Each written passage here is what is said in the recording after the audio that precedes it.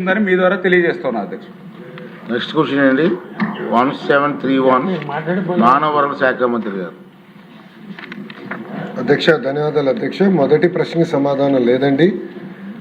రెండో ప్రశ్నకి సమాధానం ప్రతిపాదన స్వీకరించడమైంది మరియు అది ప్రభుత్వం పరిశీలనలో ఉంది.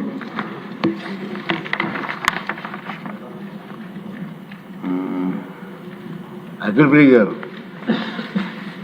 ధన్యవాదాలు అధ్యక్ష. ఆలగడ్డ నియోజకవర్గంలో గత 70-80 సంవత్సరాల క్రితము మదిలేటి రెడ్డి, ఎద్దుల పాపం అనే వ్యక్తులు 10 ఎకరాల భూమి స్కూల్కి డొనేట్ చేయడం జరిగింది అధ్యక్ష.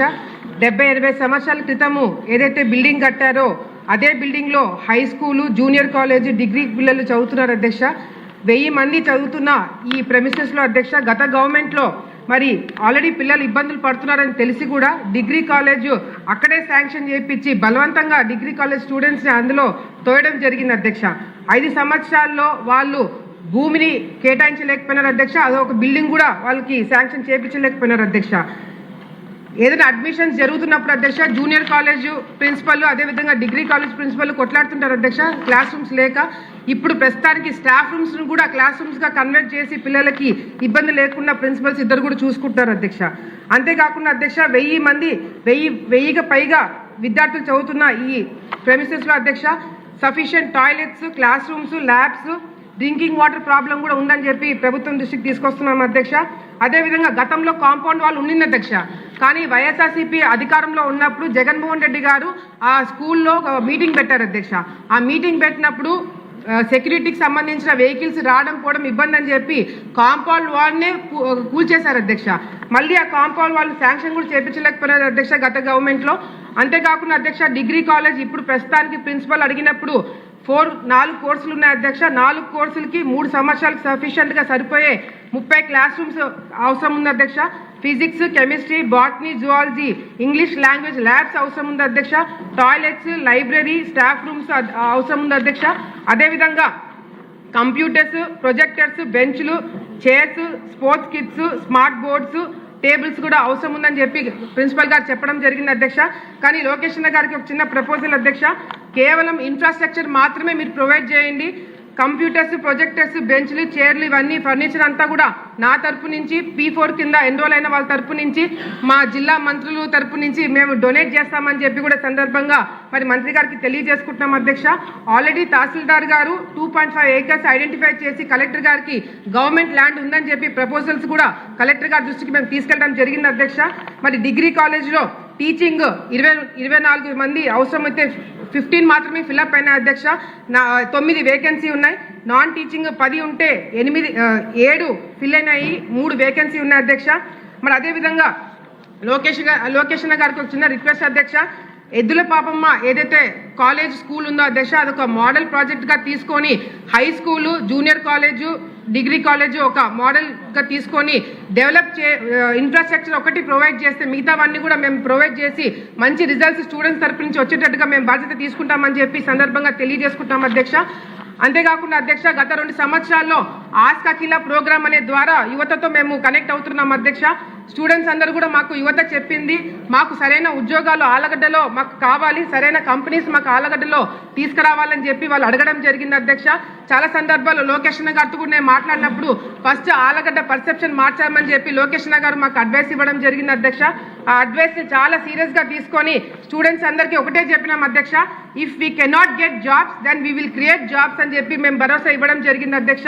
ఈ గవర్నమెంట్ కాలేజ్ మాకు మీరు ఇన్ఫ్రాస్ట్రక్చర్, స్టాఫ్ మీరు ప్రొవైడ్ చేస్తే ఇదే గవర్నమెంట్ డిగ్రీ కాలేజ్లో చదువుతున్న 10 మంది స్టూడెంట్స్ని ఐడెంటిఫై చేసి వాళ్ళ కోసం ఉద్యోగాలు అడగం అధ్యక్ష. వాళ్ళతోనే పరిశ్రమలు పెట్టిస్తామని చెప్పి లోకేష్ అన్న గారికి మాటిస్తున్నాం అధ్యక్ష. అంతేకాకుండా చిన్న ఎగ్జాంపుల్ అధ్యక్ష. ఇప్పటికే టాటా ఎలక్ట్రానిక్స్ వాళ్ళతో మేము మాట్లాడి 120 మంది పిల్లలని హుసూర్కి పంపించడం జరిగింది అధ్యక్ష. ఇప్పటికే ఆలగడ్డలో 827 మందికి ఉద్యోగాలు ఇప్పించినాం అధ్యక్ష. ర్యాపిడో, ఊబర్ లాంటి వాళ్ళతో కూడా మాట్లాడి ఫైనాన్షియల్గా స్టేబుల్ అవ్వడానికి పేద విద్యార్థులకి వాళ్ళకి సపోర్ట్ చేయడానికి కూడా ఆల్రెడీ ర్యాపిడో నంద్యాలలో ఉంది అధ్యక్ష.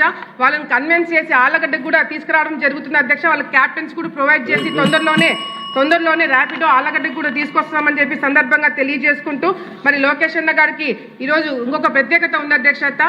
ఏదైతే డిగ్రీ కాలేజ్ పిల్లలు ఇబ్బందులు పడుతున్నారో ఇంతసేపు వాళ్ళ గురించి మాట్లాడామో అదే డిగ్రీ కాలేజ్ పిల్లలు ఈరోజు గ్యాలరీలో కూర్చొని మరి వింటున్నారు అధ్యక్ష. ఈరోజు మేము మాట్లాడింది లోకేష్ అన్న గారి మాటలు విని ఇన్స్పైర్ అవ్వడానికి ఈరోజు వాళ్ళందరినీ కూడా ఇక్కడ తీసుకురావడం జరిగింది అధ్యక్ష. వాళ్ళకి అవకాశం ఇచ్చిన చైర్కి ఆనరబుల్ మీకు కూడా ధన్యవాదాలు తెలియజేసుకుంటూ లోకేష్ అన్న గారికి ధన్యవాదాలు తెలియజేసుకుంటాం అధ్యక్ష. రెడ్డప్ప గారు మాధరెడ్డి గారు సార్. ధన్యవాదాలు అధ్యక్ష. మహిళా లోకం కదా. థ్యాంక్ యూ అధ్యక్ష. ధన్యవాదాలు అధ్యక్ష.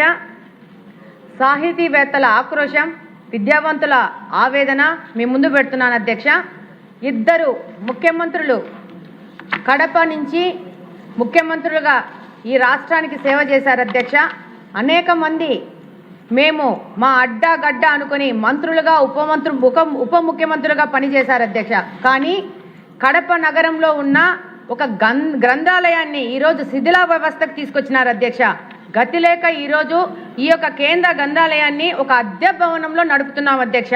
ఇందులో అనేక తాళపత్ర గ్రంథాలు కానీ లిటరేచర్ కానీ మన సంస్కృతి సాహిత్యానికి సంబంధించిన గొప్ప సంపద కలదు అధ్యక్ష. ఈ లైబ్రరీలో దాదాపు 25,000 పైచిలుకు పుస్తకాలు ఉన్నాయి అధ్యక్ష. దాదాపు 6,000 మంది సభ్యత్వం కలిగి ఉన్నారు అధ్యక్ష. దాదాపు 80-90 సంవత్సరాల వాళ్ళు కూడా ఈ రోజు కూడా సభ్యత్వం కలిగి ఈ లైబ్రరీని వాడుకుంటున్నారు అధ్యక్ష. భవిష్యత్తు తరాలకి మనము వీటిని కాపాడుకొని ఇవ్వాల్సిన అవసరం ఎంతగానో ఉంది అధ్యక్ష. ఈరోజు యువత డిఎస్సి కానీ ఎస్ఎస్సి కానీ బ్యాంకింగ్ యూపీఎస్సి ఎగ్జామ్స్ కానీ అనేక వాళ్ళ భవిష్యత్తుకు సంబంధించిన పోటీ పరీక్షలకు ప్రిపేర్ అవుతున్నారు అధ్యక్ష. వాళ్ళకి ఈ లైబ్రరీని వాళ్ళకి సరైన వసూలుతో ఇవ్వాల్సిన అవసరం ఉంది అధ్యక్ష. 20 సంవత్సరాలుగా ఈ యొక్క గ్రంథాలయాన్ని అనేక సార్లు టెంకాయలు కొట్టారు, శంకుస్థాపన చేశారు కానీ అధ్యక్ష దీన్ని శిథిలావస్థకు తీసుకొచ్చినారు అధ్యక్ష. చదువుకున్న వాళ్ళు భవిష్యత్తు గురించి ఉన్నవాళ్ళు ఈ కడప నియోజకవర్గం నుంచి గెలిచింటే లైబ్రరీ యువతకు ఎంత అవసరం అనేది వాళ్ళకు అవగాహన ఉండేది అధ్యక్ష. అలాంటి వ్యక్తులు అక్కడి నుంచి గెలవలేదు కాబట్టి ఇది ఈరోజు శిథిలావస్థకు చేరుకుంది అధ్యక్ష. చివరికి మన ప్రభుత్వం 2018వ సంవత్సరంలో నారా చంద్రబాబు నాయుడు గారు ముఖ్యమంత్రిగా ఉన్నప్పుడు ఒక అత్యాధునిక లైబ్రరీ కట్టాలని చెప్పి ఆ రోజు 5 కోట్ల రూపాయలు జీవో నెంబరు 252ను విడుదల చేయడం జరిగింది అధ్యక్ష. అందులో గాను 1.39 కోట్లు ఖర్చు చేసి నిర్మాణ పనులు కొద్ది మేర ముందుకెళ్లాయి అధ్యక్ష. కానీ 2019వ సంవత్సరంలో వైకాపా పార్టీ అధికారంలోకి వచ్చినాక ఈ జీవోను రద్దు చేసి జీవో నెంబరు 346ను విడుదల చేసింది. కానీ అధ్యక్ష ఒక్క రూపాయి కూడా నిధులను ఇవ్వకోకుండా ఈ యొక్క భవనాన్ని శిథిలావస్థకు తీసుకొని వచ్చింది అధ్యక్ష. మనము ఖర్చు చేసిన 1.39 కోట్లు కూడా వృధా అయినాయి అధ్యక్ష. ఇప్పుడు మళ్ళా కూటమి ప్రభుత్వం అధికారంలోకి వచ్చి మళ్ళా జీవో నెంబర్ 1457 ద్వారా 1 కోటి రూపాయలు విడుదల చేసింది అధ్యక్ష. కానీ ఈ బిల్డింగు 2018 నాటి అంచనాల ప్రకారము ప్రస్తుతం కాంట్రాక్టర్లు ఆ రేట్లకు గిట్టుబాటు కావట్లేదని చెప్పి ఎవ్వరూ ఈ పనులు చేయడానికి ముందు రావట్లేదు అధ్యక్ష. కాబట్టి మంత్రి గారు నారా లోకేష్ గారికి ఈ సందర్భంగా వినతి చేసుకుంటున్నాను అధ్యక్ష. ఈ యొక్క భవనం నిర్మాణానికి ఏపీఈడబ్ల్యూఐటీసీ ద్వారా కొత్త ప్రతిపాదనలను తెప్పించుకొని నిధులను మంజూరు చేసి కడప నగరానికి ఈ యొక్క లైబ్రరీని మళ్ళా మనము ఈరోజు లైబ్రరీల యొక్క ఆవశ్యకత నారా లోకేష్ గారు గుర్తించినారు. ఇదే సభలో దాదాపు 1 సంవత్సరం క్రితము గ్రంథాలయాలు యువతకు ఎంత అవసరము